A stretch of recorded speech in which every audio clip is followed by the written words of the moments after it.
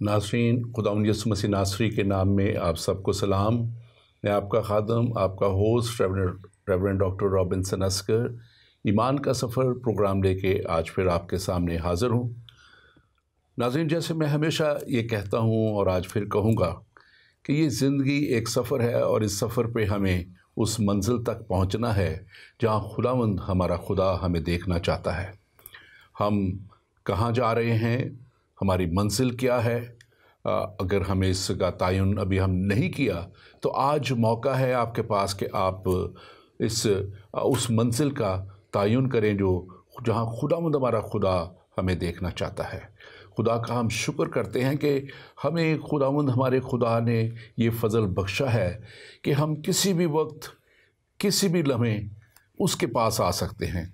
हमारे लिए ना कोई सिमतों की कैद है, ना कोई हमारे लिए वक्त की कैद है, बल्कि खुदावंद हमारा खुदा जब भी हम उसे पुकारे हमें जवाब देता है और हम उसका शुक्र अदा करते हैं इस बात के लिए।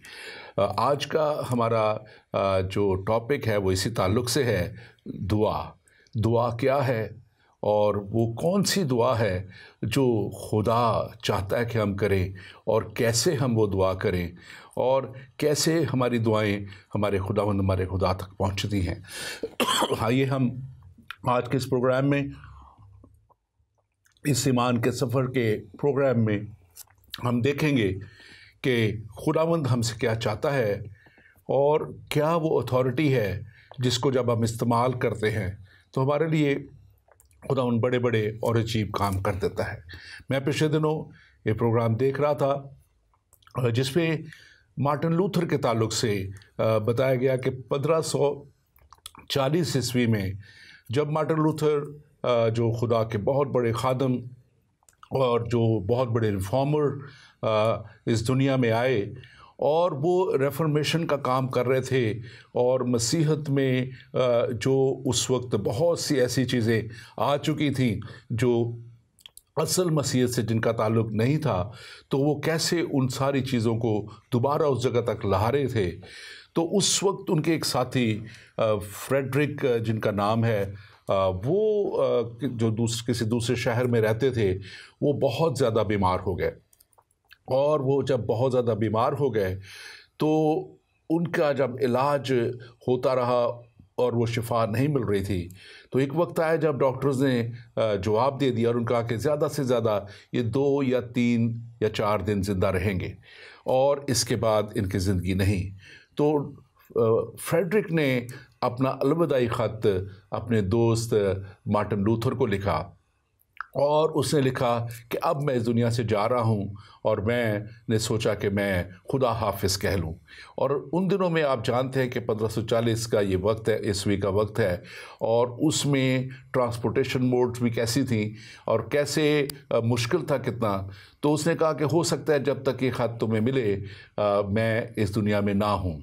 और जब ये ख़त मार्टिन लूथर तक पहुँचा और उसको पढ़ के उसने पढ़ा इसको, तो उसने कुछ अल्फाज कहे, उसके लिए दुआ की और कुछ अल्फाज कहे जो इंग्लिश में यूँ है, मैं उर्दू में इसको बयान करूँगा। उसने कहा कि I command thee in the name of God to live because I need you for reformation work of the church. The Lord will never let me hear this that you are dead, but God will permit thee to survive thee.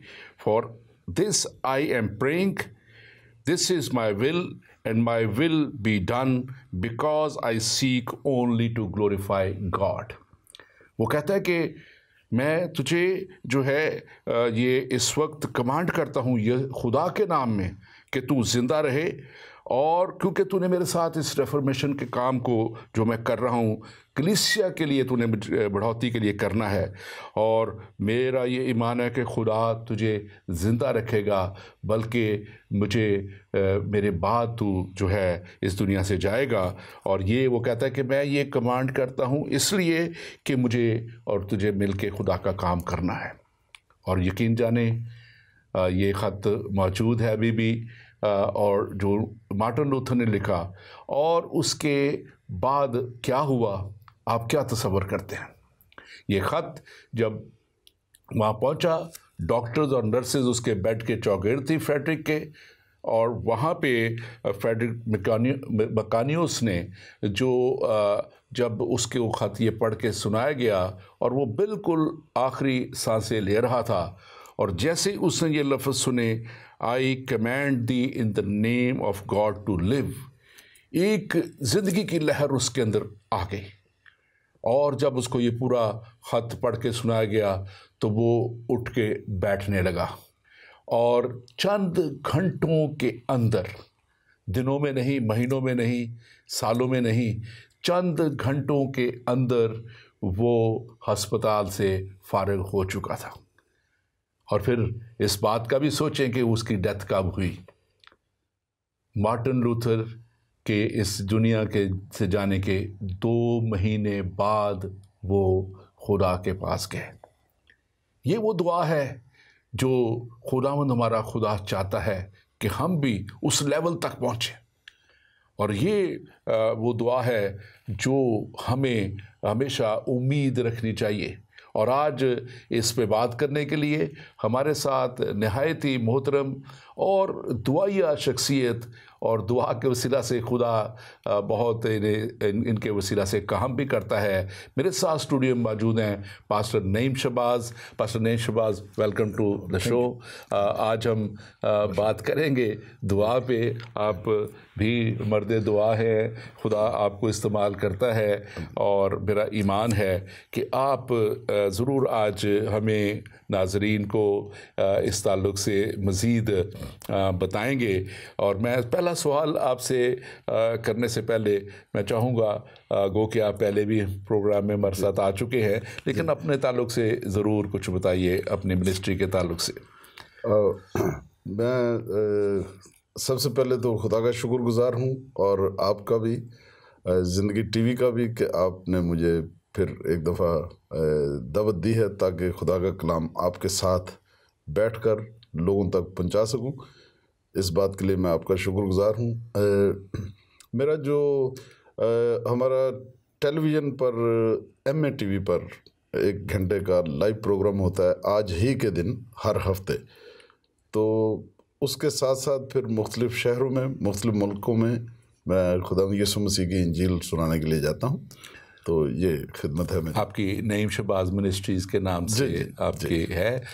खुदावंद आपको बरकत दे, और खुदावंद आपकी ministry में और ज़्यादा फलदार मिनिस्ट्री बनाए। हाँ जी। और टेलीविज़न, माफ़ कीजिए, YouTube पर लोग उसको देख सकते हैं जो प्रोग्राम्स होते हैं। हाँ जी। हाँ, आप बताइए, जैसे ये बहुत आम लफ्ज़ों में भी इसको कहा जाता है, और ये है भी बहुत ही ये बात दुरुस्त मैं इसको समझता हूँ, दुआ जो है वो ईमानदार का सांस है। हाँ जी।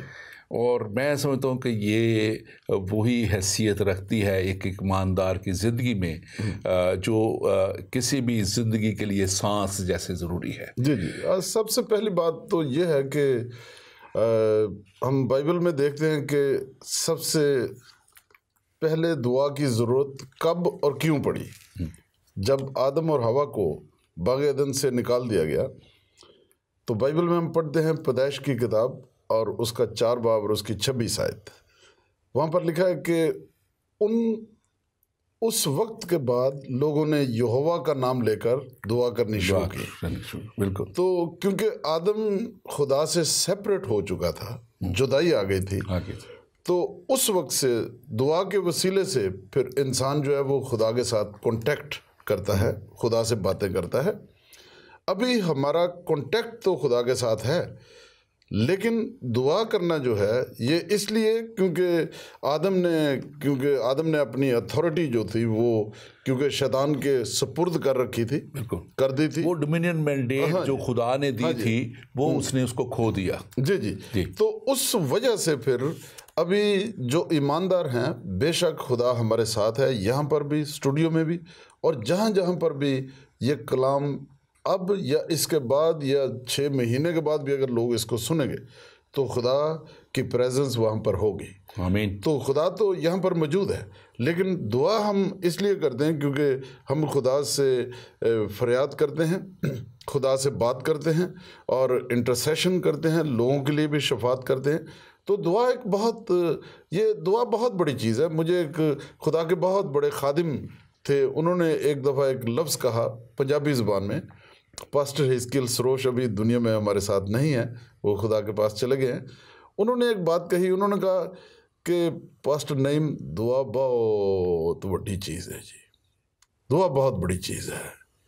अगर हम दुआ को छोड़ दें तो फिर आप समझें कि हम एक तरह से we will lose our faith, हम एक तरह से ईमान में कम होते जाएंगे, हमारा कॉन्फिडेंस जो है वो कम होता जाएगा। और कॉन्फिडेंस जो है वो बहुत ज़रूरी होता है दुआ में, क्योंकि यूहन्ना रसूल कहते हैं अपने पहले ख़त में, उसका 5 बाब और उसकी 14 आयत में, वो कहते हैं द कॉन्फिडेंस वी हैव, हमें खुदा के सामने जो दिलेरी है, जो कॉन्फिडेंस है, जो यकीन है, इत्माद है, भरोसा है, वो ये है कि अगर हम उसकी मर्ज़ी के मुताबिक कुछ मांगते हैं तो हमें देता है। तो ये कॉन्फिडेंस और दिलेरी जो है ये हर ईमानदार के पास होनी चाहिए, और होती है अगर हम हर रोज़ दुआ करने वाले लोग बन जाते हैं।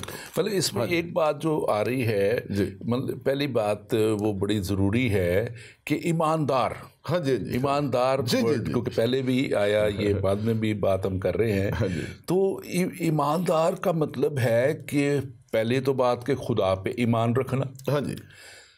ये दूसरी बात यह है कि खुदावंद ने जो इंतज़ाम किया अपने लोगों के लिए हमेशा की निजात का, जो आपने जिक्र किया कि आदम ने वो इख्तियार खो दिया, आदम और हवा ने, और जिसको मैं इंग्लिश का वर्ड इसके लिए मुझे बड़ा अच्छा लगता है, डोमिनियन मैंडेट थी, वो खुदा ने इख्तियार दिया हुआ था। खुदा ने कहा था कि नाम भी तू ही रख, सब कुछ कर, सब उनको कहते जिस किसी का उसने नाम रखा वही उसकी जो थी उसके अंदर खासियत आ गई उस जानवर में, यानी कि शेरों के भी नाम रखने वाला, हाथियों के भी नाम रखने वाला, और हर चीज़ का, और वो चीज़ें उन्हें नुकसान नहीं पहुँचाती थी, वो उनके साथ थी। बिल्कुल।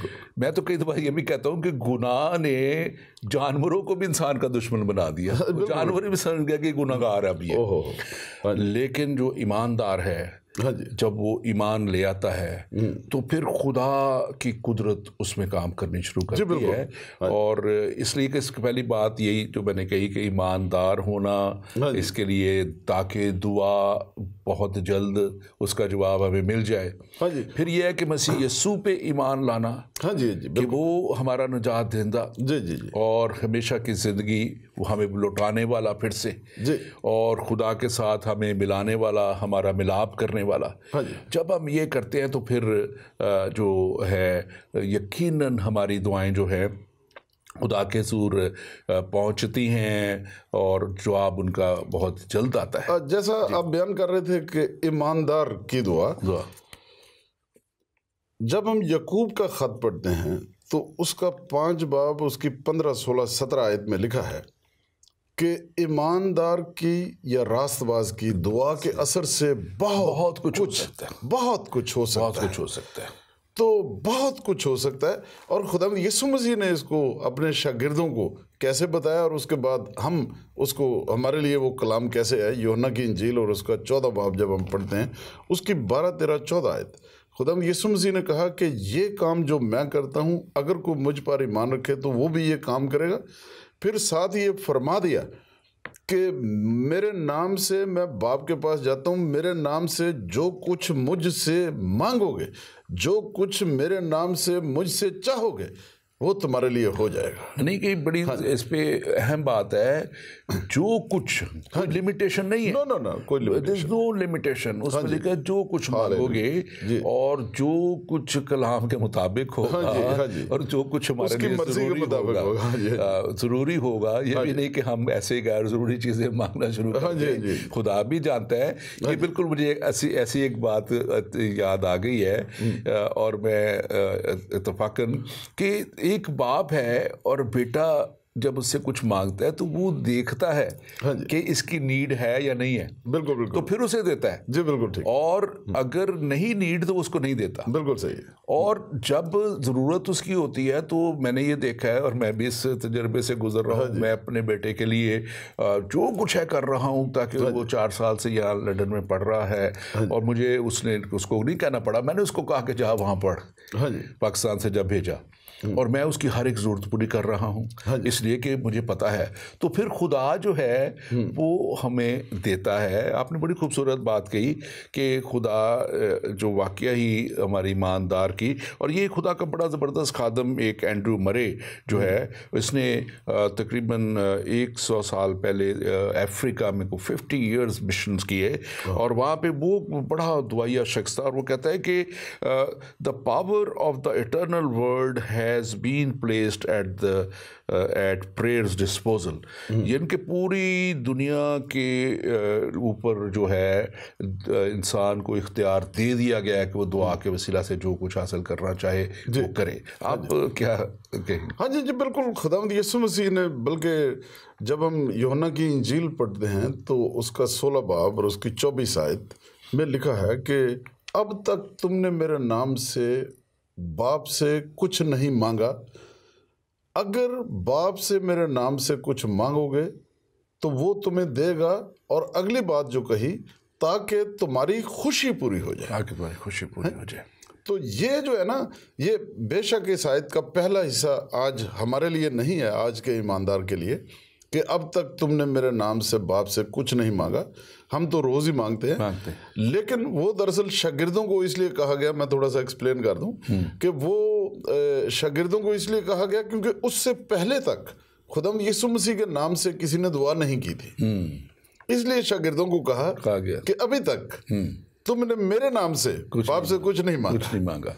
मेरे नाम से जो कुछ बाप से मांगोगे बाप तुम्हें देगा ताकि तुम्हारी खुशी पूरी हो जाए। और ये बड़ी अहम और ज़रूरी बात है कि हमें इस बात को जानना है कि जो बरक़ात हैं हमारी सारी दुआ के वसीला से, हमारी जो सब बरकतें हैं वो हमें खुदा से मिलती हैं और खुदा हमें देता है। और इस बात को मैं समझता हूँ कि हमें जानना भी है और इसको समझना भी है, और दुआ के वसीला से ही हमारी जो मुलाकात है वो खुदा से होती है। पहले जैसे आपने जिक्र किया, वो मैं उस वक्त मेरे ज़हन में ये बात आ रही थी कि जब वाक़अतन में इंसान आदम और हवा थे तो वो तो खुदा की हुज़ूरी में थे।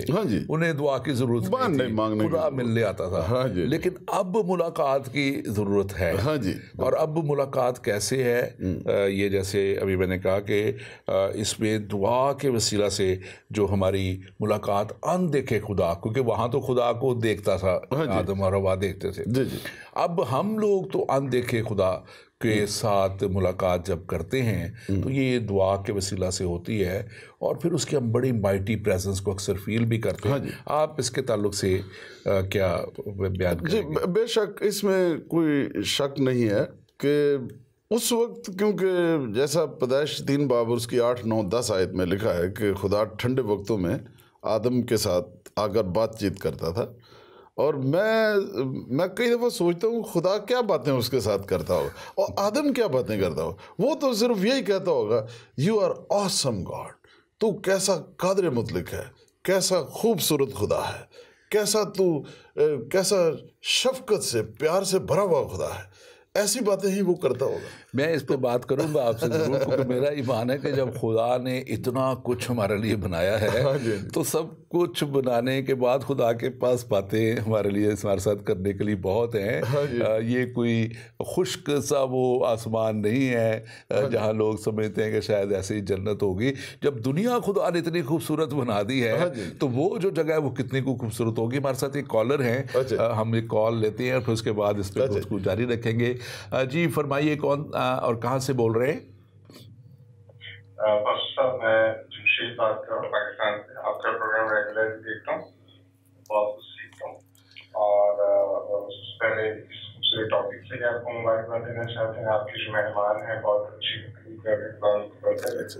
मैं एक सवाल पूछना चाह रहा था कि मसीही दुआ में और दीगर मज़ाहिब की दुआ में खुदा से खास रिश्ते पर बहुत ज़्यादा जोर दिया जाता है।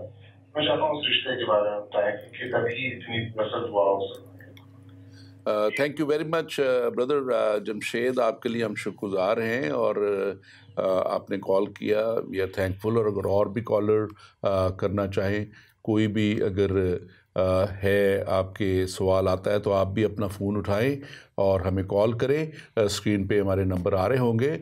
जो बात आपने कही कि क्या फ़र्क है, तो एक बात तो क्लियरली यीशु मसीह ने फरमाया, उसमें लिखा है यूहन्ना 15 बाब उसकी 16 आयत में कि तुमने नहीं बल्कि मैंने तुम्हें चुन लिया और मुकर्रर भी किया ताकि तुम बहुत सा फल लाओ और तुम्हारा फल कायम रहे।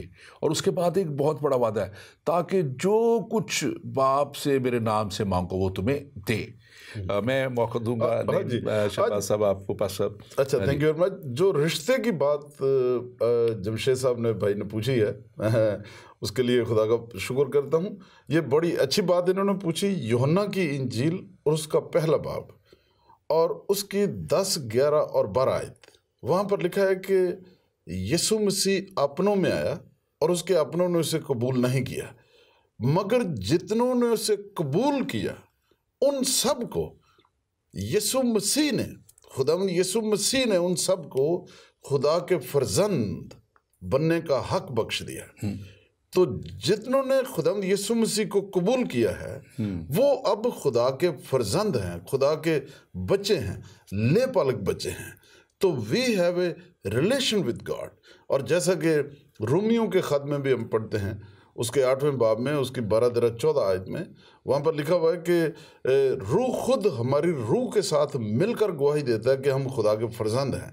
इसलिए तो हम बाप और अब्बा कहकर दुआ करते हैं। और खुदा यीशु मसीह ने कहा मत्ती की इंजील और उसका 6 बाब और उसकी 6, 7, 8, 9 आयत में उन्होंने फरमाया कि जब तुम दुआ करो तो इस तरह से दुआ करो, ए हमारे बाप। ठीक है, ये नहीं कि ए हमारे खुदा, ए हमारे बाप। इससे पहले जितनी दुआएं पुराने अहदनामे में होती थी, यहाँ तक कि बड़े बड़े अंबिया कराम, अंबिया अकबर, अंबिया असगर, जो बाइबल के नबी थे, वो दुआ करते थे, वो खुदा कहकर दुआ करते थे, अपने चेहरे को छुपा कर दुआ करते थे। तो लेकिन जब खुदावंद यीशु मसीह में हम आ जाते हैं तो हम खुदा के फर्जंद बन जाते हैं। इसलिए हम बाप और अब्बा कहकर दुआ करते हैं। और मैं एक छोटी सी वो एक एनकरेजमेंट के लिए एक छोटी सी गवाही भी शेयर करूं। मैं जब लाहौर में था तो वहाँ मैं मोटरसाइकिल पे जा रहा था, तो मेरी एक रिश्तेदार बुज़ुर्ग खातून थी, तो खाला थी, उन्होंने मुझे आवाज़ दी। उन्होंने कहा इधर आ, इस बच्चे के लिए दुआ कर। तो मैंने कहा बच्चे को क्या हुआ है? उन्होंने कहा कि सादा तबीयत से, उन्होंने सादगी से मुझे कहा, पंजाबी जी, उन्होंने मैंने कहा भी तेनू नज़र नहीं आता इनकी अभी यदि लत्ता काम नहीं कर दी। 4 साल का बच्चा था, पोलियो की वजह से उसकी टांगों में जान नहीं थी, वो बैठा हुआ था नाली के पास, तो गली में बैठा हुआ था। तो उसके पेट पर उन्होंने तवीज़ बांधा हुआ था। तो मैंने कहा कि ये इसके पेट से आप तवीज़ हटा दें, खुदावंद यीशु मसीह के नाम में ये बच्चा अभी चलेगा। तो खैर पहले उन्होंने रेजिस्ट किया। तो मैंने जब तीसरी दफ़ा कहा तो उन्होंने कहा जी हम हटा देते हैं। तो मैंने बच्चे पर हाथ रखे, मैंने कहा बाप, खुदावंद यीशु मसीह के नाम से ये बच्चा अभी इसी वक्त उठे और चलना शुरू कर दे। खुदावंद यीशु मसीह तेरा शुक्र हो, तू मेरे साथ है, इस बच्चे को छू कर शिफा दे दे। आमीन। वो बच्चा उठा, उसने चारपाई को हाथ डाला, 3-4 कदम वैसे चला, उसके बाद उसने हाथ छोड़कर, चारपाई छोड़कर भागना दौड़ना शुरू कर। अब उसका हाइट, उसका कद मेरे से भी ऊंचा है। आमीन। है जी। तो ये रिलेशन की बात है। और मैं एक डॉक्टर साहब एक बात ज़रूर कहूँगा, मेरे जहन से निकल ना जाए। खुदावंद यीशु मसीह ने जो बात दुआ के हवाले से कही है, उसके साथ एक और रिलेटेड बात जो है, क्योंकि जब हम दुआ गो बन जाते हैं, जो क्रिश्चियन बिलीवर्स हैं, जब वो दुआ गो बन जाते हैं, तो खुदावंद यीशु मसीह ने कहा, मरकज़ की इंजील उसका 11 बाब और उसकी 23-24 आयत जब हम पढ़ते हैं तो वहाँ पर लिखा है कि अगर तू कुछ कहता है, जो कुछ तू कहता है, अगर अपने दिल में शक ना करे तो तेरे लिए वही होगा। अगर अपने दिल में शक ना करे तो जो कुछ तू कहता है, ये नहीं लिखा हुआ कि जो कुछ खुदा कहता है। हाँ। खुदा ने मैं अथॉरिटी दे दी ना, बिल्कुल, कि जो कुछ तू कहता है वो तेरे लिए हो जाएगा। और 7-24 आयत में फरमा दिया कि जो कुछ तुम दुआ में मांगते हो, यकीन करो कि वो तुमको मिल गया तुम्हें मिल जाएगा, और तुम्हें मिल जाएगा। आपने बड़ी अच्छी बात की है रिलेशनशिप के ताल्लुक से, जो बात आप कर रहे थे और जो मैं बयान कर रहा था कि मैं अपने बेटे के लिए मैंने खुद उसको कहा और ख़ुद उसके उसने ग्रेजुएशन की, अब मास्टर भी कर लिया, तकरीबन हो गया उसका। ये रिलेशनशिप की बात है और मैं हमेशा अपने प्रीचिंग में इस बात को कहता आया हूँ कि आपका रिलेशनशिप क्या है। Do you have a master and a servant relationship, मालिक और नौकर का रिलेशनशिप है, या बाप या बेटे का रिलेशनशिप है।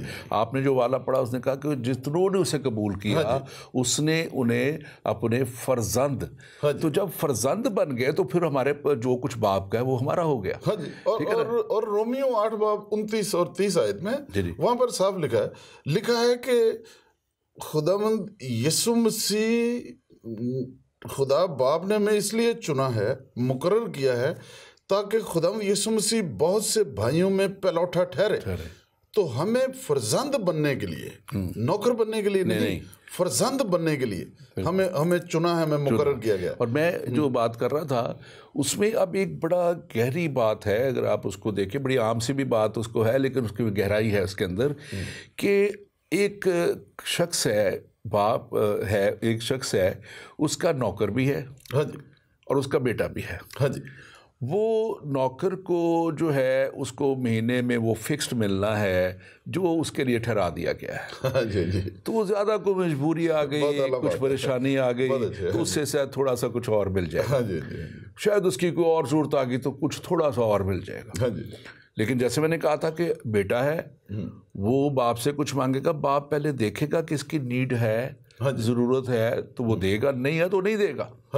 लेकिन अगर खुदा ना खास्ता वही बेटा बीमार हो जाता है तो वो थोड़े से नहीं, वो सब कुछ उसके ऊपर लुटाने के लिए तैयार है। वो उसके लिए जितना भी पैसा लगे, या जैसे मैंने कहा कि तालीम उसने दिलवानी है, या कुछ और उसके लिए करना है, या ब्याह उसका करना है, उसको कारोबार खोल के देना है, जो कुछ बाप का फिर वो उसका है। तो ये एक रिलेशनशिप की बात है जो मेरे भाई जमशेद ने बात की कि हाँ, वो दूसरे भी लोग हैं, उनको खुदा की वो लोग हैं, खुदा ने उन्हें पैदा किया है, उनको भी खुदा देता है, लेकिन फिर उनको उतना ही मिलता है जितना उनका रिलेशनशिप है, नौकर मालिक का रिलेशनशिप है। और मैं एक बात ख़ास तौर पे कहना चाहूँगा कि हमें इस बात को भी देखना है कि हम मांग किससे रहे। लोग जाते हैं बहुत सी जगहों पे, कोई मज़ारों पे जा रहा है, कोई कहीं जा रहा है, कोई कब्रों पे जा रहा है। तो ये तो इस ताल्लुक से मैं बात करूंगा आपसे, जो ये आप तफसीलन हमारे साथ एक कॉलर हैं, हम कॉल लेंगे। जी कौन साहब और कहाँ से बोल रहे हैं? गुड इवनिंग पास्टर साहब, मैं अनीता बात कर रही हूँ पाकिस्तान से। हाँ जी, thank you very much Anita बेटा, जी बात कीजिए। असल में आपका टॉपिक आज का बहुत अच्छा है। जी आप तो बचपन से करते आ रहे हैं, तो लेकिन जिसकी तफसील के साथ आप अच्छे तरीके से आप बता रहे हैं कि जरूरत, इसकी अहमियत, इसका तरीका, ये तो ये बड़े अच्छे आपका प्रोग्राम चल रहा है। मेरा सवाल ये था कि बात जो है कि मुझे अपने में पता है कि मैं तो खुदा से जो भी दुआ करती हूँ खुदा मेरी सुनता है, लेकिन ये कि बात ऐसा होता है कि हम लोग किसी को कह देते हैं चले जी आप दुआ करना, बस आप दुआ करना, हमारा ये काम हो जाए, वो काम हो जाए।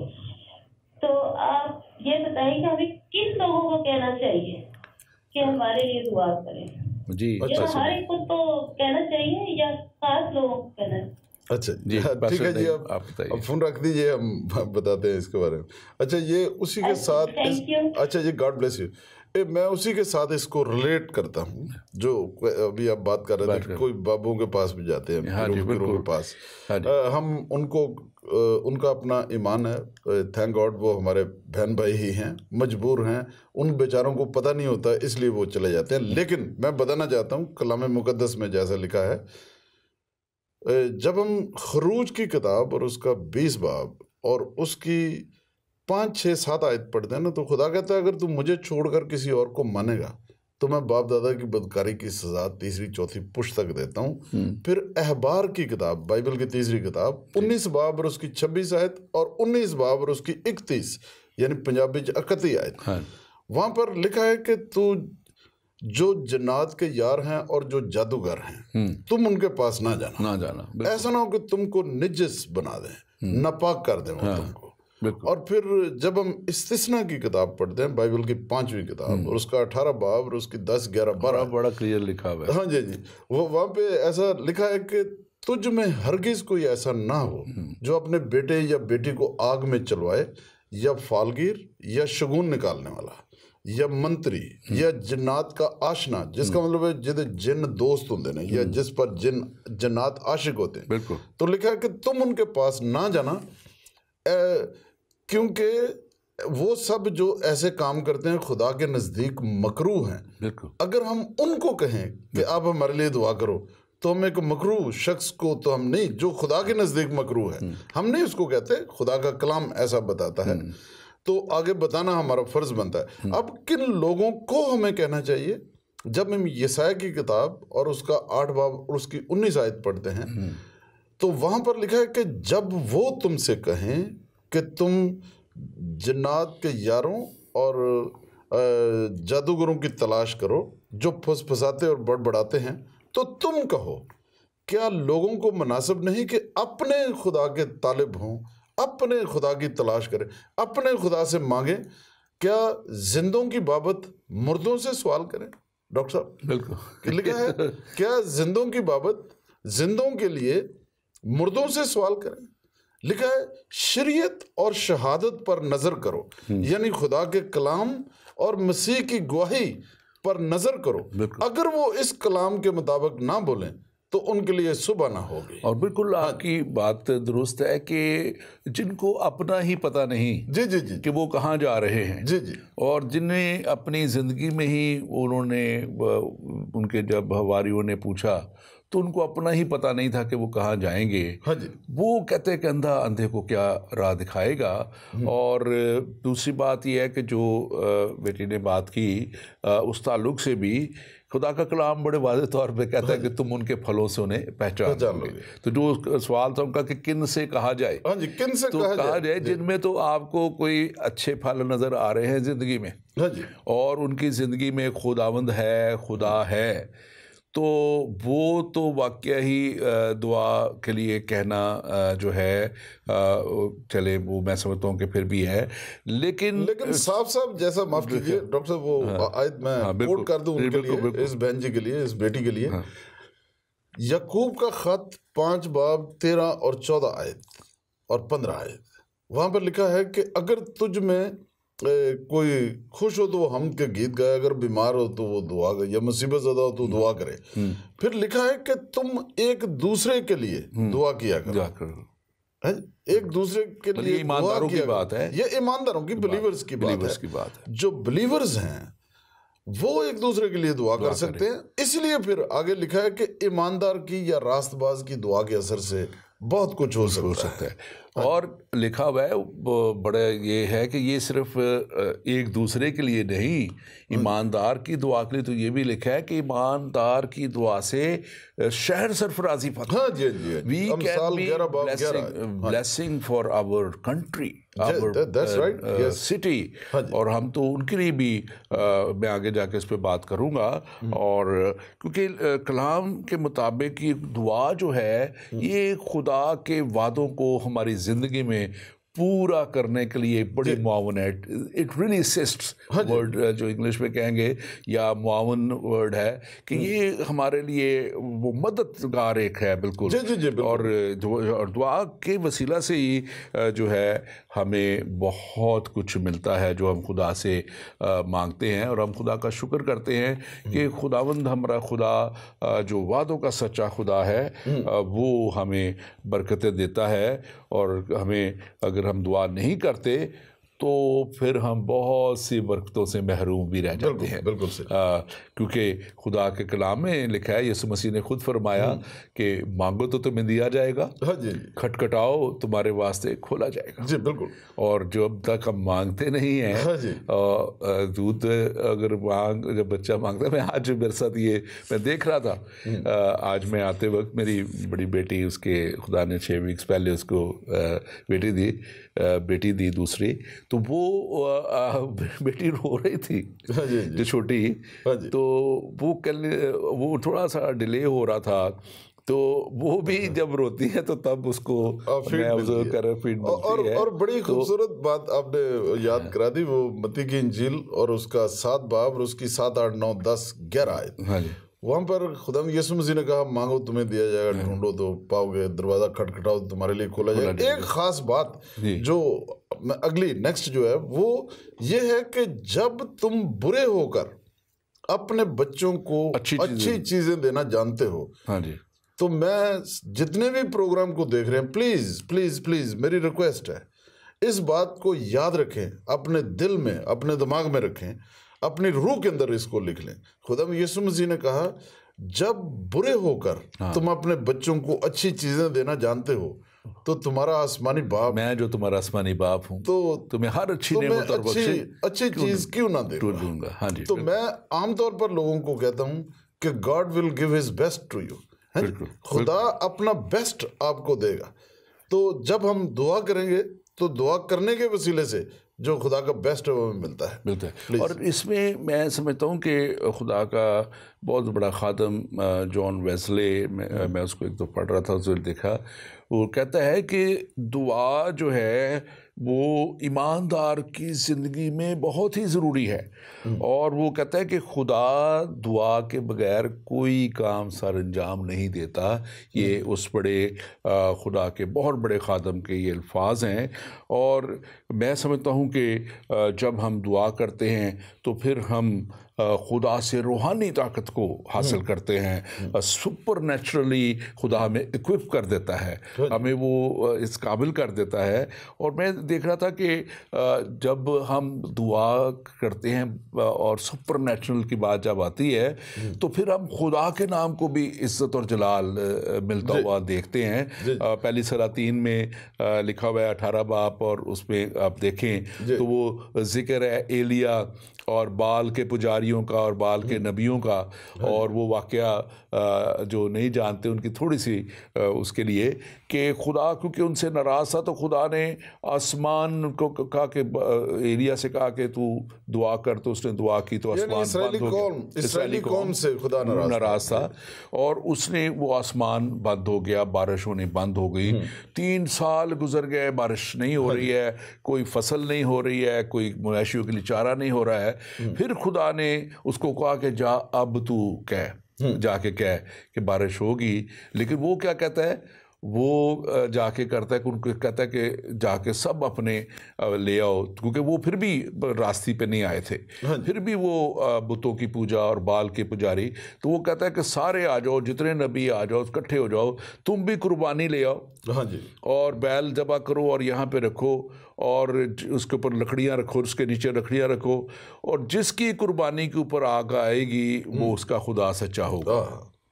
तो लिखा है, मैं बड़ा हंसता होता हूँ कि वो उसका मजाक भी बढ़ाता है कि वो सुबह से लेके लिखा है कि दोपहर तक वो बाल के पुजारी जो हैं वो चलाते रहे, अपनी आवाज़ें उठाते रहे। 850 नबी, 450 400 उसके थे बाल के और 450 असरात के थे। तो वो जो थे तो उसमें वो लिखा है कि वो चलाते हैं तो वो उनका मजाक उड़ाता है। वो कहता है कि और ज़ोर से चलाओ, शायद तुम्हारा देवता सोता होगा, शायद वो जो है वो जो है वो अभी नींद कर रहा होगा, आराम में होगा। तो वो जब थक हार जाते हैं, नहीं होता कुछ भी, फिर वो कहता है कि अब इधर आओ। और फिर वो अपनी कुर्बानी जो है वो पहले लिखा है, लेकिन जो बात बड़ी ज़रूरी वो लिखा है कि पहले वो मज़बा को जो ला दिया गया था उसको वो तामीर करता है। दुआ का मज़बा जब तक कायम नहीं होगा ज़िंदगियों में, दुआ का मज़बा जब तक घरानों में कायम नहीं होगा, उस वक्त तक फिर आग आना खुदा की बड़ी मुश्किल है। मैं उस उस वाक़या को जल्दी से कंप्लीट करूँगा ताकि हम आगे बढ़े। तो वो उसको मज़बा को तामीर करता है और फिर उसके ऊपर लकड़ियाँ रखता है, उसके गिर्द एक वो खाला सा खोदता है, गहराई खोदता है उसको, और उस पर वो उसको कुर्बानी को रखते हैं। और फिर वो कहता है कि शायद इनको ये भी ना हो कि ऐसी आग लग गई, वो उनको कहता है कि पानी डालो, फिर और पानी डालो, फिर और पानी, यहाँ तक कि पानी उस खोदी हुई जगह से बाहर खाले से गिरना शुरू होता है। तो फिर वो आसमान अपने खुदा से दुआ करता है, और बड़ी कोई बहुत लंबी चौड़ी दुआ नहीं करता। आजकल बड़ी लंबी लंबी लोग दुआएं करते हैं, बड़ी ऊंची ऊंची दुआएं करते हैं, बड़ा शोर सा भी वो लोग करते हैं वो। लेकिन वो कहता है, यहाँ पे मैं इसको देख रहा था 37वीं आयत 18वीं बात की, और वहाँ पे लिखा है, वो कहता है सुन आए खुदावंद मेरी सुन, ताकि ये लोग जान जाएं कि तू ही खुदा है। वो ये नहीं कहता कि मुझे जान जाए, मेरे वसीले ना हो गया है मौजज़ा। वो कहता है कि ये जान लें कि तू ही खुदा है। और तब लिखा है कि 38वीं आयत में कि आसमान से आग आती है और वो सारी कुर्बानी को भस्म कर देती है, और फिर उनके वो बाल के नबियों को सबको कत्ल करता है। लोगों को कहता है कि इनको पकड़ लो, इनको कत्ल कर डालो। मैं ये बात जो करना चाह रहा हूँ, आप इसके ताल्लुक से ज़रूरत है कि कैसे हम जब खुदा के साथ चलते हैं, ईमानदारी में चलते हैं, तो कैसे खुदा का नाम इज़्ज़त और जलाल पाता है। हाँ जी, ये क्योंकि खुदावंद यीशु मसीह ने हमें जो अपना पाक रूह दिया है, अपना जलाल हमें दिया है, जैसा कि कलाम में लिखा है। जब हम रोमियो 8 बाब और उसकी 30 और 31 आयत पढ़ते हैं तो लिखा है कि जिनको उसने पहले से जाना उनको चुना, और जिनको चुना उनको मुकर्रर किया, और जिनको मुकर्रर किया उनको जलाल भी बख्शा। और जलाल के साथ साथ, जैसा कि लूका की इंजील और उसका 10 बाब 19 आयत में लिखा है कि मैंने तुम्हें इख्तियार दिया कि सांपों और बिच्छुओं को कुचलो, और दुश्मन की सारी कुदरत पर गालिब आओ, तो तुम्हें हरगिज़ किसी चीज़ से ज़र्र ना पहुँचेगा। और फिर मरकज़ की इंजील और उसका 16 बाब और उसकी 15, 16, 17, 18, 19 आयत, वहाँ पे लिखा है कि सारी दुनिया में जाकर सारी खल्क के सामने इंजील की मुनादी करो, जो ईमान लाए और बपतिस्मा ले वो निजात पाएगा, और जो ईमान वाला मुजरिम ठहराया जाएगा। फिर 17 आयत में ऐसा लिखा है, और ईमान लाने वालों के दरमियान ये मौजज़े होंगे। ये याद रखें कि हर बिलीवर, एवरी सिंगल बिलीवर जो है, उसको ये बरकत ऑलरेडी मिल चुकी है कि ईमान लाने वालों के दरमियान ये मौजज़े होंगे कि वो मेरे नाम से बदरूहों को निकालेंगे, और वो नई नई ज़बानें बोलेंगे, सांपों को हाथों पर उठा लेंगे, अगर हलाक करने वाली कोई चीज़ पिएंगे तो उन्हें ज़र्र ना पहुंचेगा। बीमारों पर हाथ रखेंगे तो बीमार अच्छे हो जाएंगे। बिल्कुल, ये अथॉरिटी और कुदरत खुदा ने दे रखी है, इसलिए ताकि खुदा यीशु मसीह को जलाल मिले। बिल्कुल है। और मैं थोड़ी आपकी बात वो होगी, आप मत्ती की इंजील के आखिरी बाब में देखें कि यीशु मसीह को ये इख्तियार खुदा ने दिया, खुदा की तरफ से था। एज ए इंसान जब वो ज़मीन पे आते हैं, एज ए बशर आते हैं, तो ये इख्तियार उन्हें खुदा की तरफ से था। और उन्होंने लिखा है कि हर तरह के बीमारों को अच्छा किया, यहाँ तक कि मुर्दों को भी जिंदा किया, और बड़े बड़े मोज़ात हुए। और वो क्या कहते हैं, मैं अपना इख्तियार तुम्हें दिए जाता हूँ। शागिर्दों से कहते हैं, जो उसके पीछे चलते हैं, जो डिसाइपल्स हैं उसके, जो उसको ईमान ले आए हैं और जो उसके साथ साथ चल रहे हैं, वो कहता है कि मैं अपना इख्तियार तुम्हें दिए जाता हूँ, जाओ सांपों और बिच्छों को कुचलो और उनकी सारी कुदरत पे गालिब आओ, और जिस बीमार के लिए तुम दुआ करोगे वो शिफा पाएगा। Hallelujah, praise the Lord. तो कैसे ये अथॉरिटी खुदा ने यीशु मसीह को जब इस दुनिया में आए दी, और कैसे वो अथॉरिटी यीशु मसीह ने डेलीगेट की है अब कलीसिया को, ईमानदारों को। और ये सवाल के उसके जवाब में भी आता है जो भाई जमशेद ने भी किया था कि अब अथॉरिटी तो ईमानदारों के पास है। बहन ने जो बात की थी, उन्होंने कॉल की बेटी ने, वो भी इस बात को अथॉरिटी कलीसिया के पास है। अथॉरिटी इख्तियार खुदा ने ईमानदारों को, कलीसिया जब मैं कहता हूँ तो मैं उनको नहीं कहता जिनके ऊपर सिर्फ क्रिश्चियनिटी की छाप लगी हुई है, जो ईमानदार लोग खुदा के साथ ईमानदारी के साथ चल रहे हैं। या हम माफ कीजिए वो कह सकते हैं, जैसा मुकद्दस पतरस रसूल ने ईद पेंतिकोस्त के दिन रसूलों के अमाल 2 बाब और उसकी 14 आयत से शुरू करके तो उसकी 42 आयत तक जब पढ़ते हैं, तो ख़ास तौर पर 37, 38 और 39 आयत जो है वो मैं बोलना चाहूँगा बड़ी, और रिमाइंड कराना चाहूँगा सब लोगों को, जैसा कि मुकद्दस पतरस रसूल कहते हैं पहला बाब और उसके पहले खत में पहला बाब और उसकी 12 आयत में वो कहते हैं, अगरचे तुम इन बातों से वाकिफ हो, लेकिन मैं अपने ऊपर ये फ़र्ज समझता हूँ ताकि तुम्हें याद दिलाऊं। तो याद दिलाने लगा हूँ सब जितने लोग प्रोग्राम को देख रहे हैं। वहाँ पे लिखा है कि जब उन्होंने कलाम को सुना तो उनके दिलों पर चोट लगी और उन्होंने कहा कि भाइयों हम क्या करें कि निजात पाए।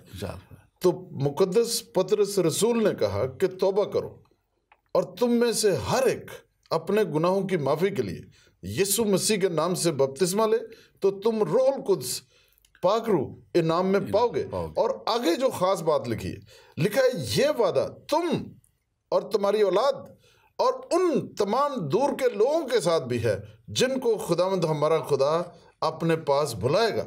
तो हम बुलाए हुए लोग हैं। रूहुल कुद्स का वादा जो है ये हमारे साथ भी है। और ईमानदार कब बनते हैं हम? जब खुदा यीशु मसीह पर ईमान लाते हैं, तौबा करके तौबा करते हैं, ईमान लाते हैं और बपतिस्मा लेते हैं, हम ईमानदार बन गए। फिर जब पाक रूह से भर जाते हैं तो फिर बदरूहें तो ठहर ही नहीं सकती। मैं भी यहाँ पर लेस्टर में एक चर्च है, वहाँ गया हुआ था। तो वहाँ जैसे चर्च में मैं एंटर हुआ तो ये खुदा के जलाल के लिए गया था। मुझे इल्म नहीं था कि पाक रूह का मसा इस कदर जोरावर है कि बदरूहें जो थी उन्होंने चीखे मारने चिल्लाना शुरू कर दिया है जी। इधर औरतें गिर रही हैं, इधर बंदे गिर रहे हैं जी। तो खुदा ने ऐसे बड़े जलाली और अजीब काम किए कि मैं बयान नहीं कर सकता। खुदा यकीनन वो जो मैं बात कर रहा था कि अथॉरिटी खुदा के पास है। हमारे साथ एक कॉलर है, हम कॉल ले रहे हैं जी। कौन? हेलो, गुड इवनिंग डॉक्टर साहब। जी गुड इवनिंग। कौन बोल रहे हैं? मैं आप सबकी सलामती हूँ जी, आपकी भी सलामती हो। मैं अर्शिया बात कर रही हूँ। जी बोलें, आपका क्या सवाल है? डॉक्टर साहब, मैंने सबसे पहले तो कहना था कि आपका प्रोग्राम बहुत अच्छा है और हम सबको आपके बातों से और कलाम को शेयर करने से बहुत बरकत मिली है। Thank you very much. एक सवाल है कि हम जब इस माशरे में रहते हैं तो हमें ये सुनना पड़ता है कि हर चीज़ जो है वो नसीब और जो कुछ हम जैसे हम मसीह हैं तो हमें ये कहा जाता है कि हर चीज़ का खुदा ने मंसूबा बनाया है।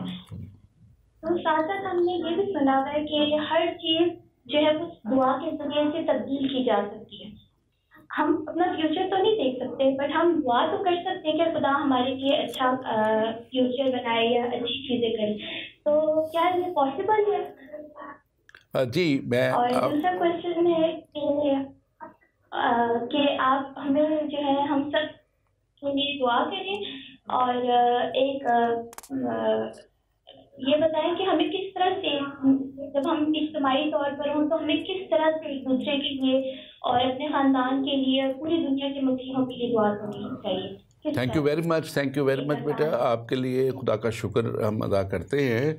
और इसमें पहले सवाल जो आपका है उसके ताल्लुक़ से तो मैं आपसे ज़रूर ये कहूँगा कि जो आपने जो बात की कि हमें दुआ जो है उसके वसीला से कैसे जो है जो था वो सवाल उनका कि वो हम जो बरकत कैसे पा सकते हैं, तरक्की कैसे कर सकते हैं। तो उसमें तो क्लियरली कलाम हमें बड़े वाज़े तौर पे बताता है कि जब हम खुदा के साथ चलते हैं और उसकी वफ़ादारी में चलते हैं तो फिर खुदा हमें जो है अपनी बड़ी बरकतों में आगे लेके जाता है। डॉक्टर साहब, दूसरा सवाल मैं चाहूँगा आप इसको बयान करें। हाँ, मैं ज़रा थोड़ा सा इस पे और आपके साथ वो ऐड करता हूँ, आपके साथ एग्री होते हुए। जब हम इस्तिस्ना की किताब पढ़ते हैं ना, बाइबल की 5वीं किताब और उसका 28वां बाब और उसकी पहली 14 आयतें, तो वहाँ पर लिखा है कि अगर तू मेरी आवाज़ को सुनकर उस पर अमल करेगा तो लिखा है कि तो ये तमाम बरकतें तुझ पर नाजिल होंगी बल्कि तेरा पीछा करेंगी। तू शहर में आते हुए भी मुबारक या बाबरकत होगा, घर से निकलते वक्त भी, घर आते वक्त भी, और जिस चीज़ को तू हाथ लगाएगा खुदा फरमाता है मैं उसमें बरकत का हुक्म दे दूंगा। आमीन। और फिर खुदा ये सिर्फ ऐसा नहीं कि ये ओल्ड टेस्टामेंट में सिर्फ लिखा है। यूहन्ना का 3रा खत, मैं इंजील की बात नहीं कर रहा, यूहन्ना का 3रा खत और उसकी 2री आयत, वहाँ पर लिखा है, ऐ प्यारे मेरी ये दुआ है कि जिस तरह तू रूहानी तरक्की कर रहा है, डॉक्टर साहब दिस इज द की, ये चाबी है, ये कुंजी है। मैं व्यूअर्स को बताना चाहता हूँ, वहां पर लिखा हुआ है कि ए प्यारे मेरी ये दुआ है, जिस तरह तू रूहानी तरक्की कर रहा है तो बाकी सब बातों में भी तरक्की करे और तंदुरुस्त रहे। Praise God. अभी आप देखें, सबसे पहले रूहानी तरक्की हमारी होनी चाहिए। अब रूहानी तरक्की कैसे होगी? जब खुदा के कलाम के मुताबिक हम जिंदगी बसर करना शुरू करते हैं, हमारी रूहानी तरक्की होती है। तो जब रूहानी तरक्की होगी तो बाकी सब चीज़ों में भी तरक्की होगी। और खुदाम यीशु मसीह ने फरमाया, यूहन्ना की इंजील उसका 15 बाब और उसकी 7 आयत, the gospel of John chapter 15 verse 7, खुदाम यीशु मसीह ने कहा कि अगर तुम मुझ में कायम रहो और मेरी बातें यानी मेरा कलाम तुम में कायम रहे तो जो चाहो मांगो वो तुम्हारे लिए हो जाएगा। जो चाहो मांगो वो तुम्हारे लिए हो जाएगा। और ये जैसे मैंने पहले बात की थी, जो हमने हवाला वो पहले सलातीन से पढ़ा था, वो एलिया और बाल का, कि वो एक कौम के लिए था, खुदा के नाम को जलाल देने के लिए था। और अगर हम दूसरा उसमें देखें, दूसरी तवारीख 18 बाब उसके 31 आयत या उस सारे हवाले को वहाँ लिखा हुआ देखे, तो वो जैसे वो आपने जो बात की कि जो अपने लिए जो चाहो मांगो, जब हम अपने लिए मांगते हैं या किसी के लिए हम करते हैं, तो वहाँ जिक्र है एक यूसुफ का, बादशाह यूसुफ का, और वो गलत शख्स के साथ, अखीब के साथ, बादशाह अखीब के साथ चला जाता है, जो इसराइल का बादशाह है और ये यहूदा का बादशाह है। वो खुदा से दूरी में है, ये खुदा का साथ चलने वाला बंदा है, और गलत एक स्टेप जब ले लेता है तो लिखा है कि वो उसको एक जंग में ले जाता है अखीब जो है, और वहाँ पे वो खुद तो भेस बदल लेता है और इसको बादशाह के उसमें, और ये घेरे में आ जाता है जब ये यूसुफ जो है, और जब घेरे में आ जाता है और वो उसको शाह इसराइल समझ के वो जो है रथों के सरदार मारना चाहते हैं, तो वो उसके मुंह से एक ही दुआ निकलती है कि पुकार निकलती है, और पुकार जाहिर है खुदा का बंदा था, वो खुदा के ज़ूर में निकली होगी। तो वो लिखा है कि वो एकदम उन लोगों की आंखें खुल जाती हैं, वो कहते नहीं ये तो शाह इसराइल है ही नहीं, ये तो कोई और है। तो वो उसको छोड़ के चले जाते हैं। और मुझे वो बड़ी बात लगती है, अट्रैक्ट करती है कि एक तरफ एक शख्स को घेर लिया गया है और वो खुदा से दुआ करता है, और वो उसके लिए अपने लिए उसकी दुआ है। तो वो एक जो है वो बच जाता है, उसको वो छोड़ के चले जाते हैं जंग में। जंग में कौन किसी को छोड़ता है? अगर वो बादशाह नहीं भी उन्होंने कहते मारो इसको, लेकिन वो उसको छोड़ के चले जाता है। लेकिन और दूसरी तरफ फिर लिखा है, और किसी ने यूं ही एक तीर चलाया और वो शाह जो अखीब था, शाह इसराइल था, वो लिखा है उसके जोशन के बंदों के दरमियान में, यानी कि जो उसने ज़रा बख्तर पहना हुआ था उसके अंदर जो थोड़ा सा गैप होता है, उसके जोशन के बंदों को जो लफ्ज़ है उसका मतलब ये है उसके अंदर से निकल के जाके उसको लगता है और वो मर जाता है। तो जब खुदा से हम दुआ करते हैं तो कैसी ज़बरदस्त तरीके से खुदा हमें बचाने की कुदरत रखता है, और जो ईमान नहीं रखता वो बेचारा भेस बदलने भी गया हुआ है और वो उसकी हो जाती है। तो ये तो है कि जब हम एक तरफ खुदा के जलाल के लिए दुआ करते हैं, अपने लिए दुआ करते हैं, ये यहाँ पे इसके लिए आ जाता है। और फिर एक मैं जिक्र करूँगा तीसरी दुआ, वो है हमारी शफायती दुआ। शफायती दुआ, मैं इस पे ताल्लुक़ से फिर आपसे मैं सवाल करूँगा कि आप इसके ताल्लुक़ से मज़ीद बताएं। तो यहाँ पे पहला सैमुएल 7वां बाब और उसकी 9वीं-10वीं आयत में वहाँ पे लिखा हुआ है कि जब फ़लस्तीन जो थे वो बनी इसराइल पे हमलावर थे, तो वहाँ सैमुएल जो है वो लोग घबरा जाते हैं, डर जाते हैं कि हमें तो ये हो जाए, तो वो कहता है घबराओ नहीं। और लिखा है कि सैमुएल खुदा के हुजूर में दुआ करता है। अब वो दुआ थी कौम के लिए, वो इंटरसेशन था उसका खुदा के हुजूर में। और लिखा है कि खुदा आसमान से बिजली और कड़क और ऐसा वो करता है कि उनको वो मर जाते, सारी जो फ़लस्तीनी है वो मार हो जाते हैं। तो इंटरसेशन मतलब कि खुदा के जलाल के लिए दुआ, अपने जो है अपनी ज़रूरत के लिए, अपनी तरक्की के लिए, फिर इंटरसेशन जो है वो प्रेयर, बड़ी शफायती दुआ जो है वो है। आप इसके ताल्लुक से ज़रूर और बयान करें। आज मैं कहूँगा कि जैसे अब्राहम जो कि ईमानदारों के बाप हैं, उनके बारे में हम पैदाइश की किताब और उसका 18 बाब उसकी 18वीं आयत से ले करके हम 32 आयत तक जब पढ़ते हैं तो वहाँ पर लिखा है कि खुदा ने अब्राहम को कहा, जब उसको ममरे के बलूतों में मिलने के लिए आया तो उसको कहा कि तेरे बेटा होगा, सारा ही से होगा। और उसके बाद जब खेमे से बाहर निकले तो खुदा ने कहा, मैं जो कुछ करने जा रहा हूँ मैं तुझसे छुपाना नहीं चाहता, मैं तुझे बताना चाहता हूँ। क्योंकि बाइबल में जैसा लिखा है यकूब का ख़त 2 बाब और उसकी 23वीं आयत में कि अब्राहम खुदा का दोस्त कहलाया। खुदा ने दोस्त की तरह उससे बात की, उसे कहा कि सदूम और अमोरा का गुनाह मुझ तक पहुंच गया है, मैं जा रहा हूं ताकि उसको सफ़ाई हस्ती से मिटा दूं। तो वहाँ पर ईमानदारों का बाप जो था उसने शफात की थी दोनों शहरों के लिए।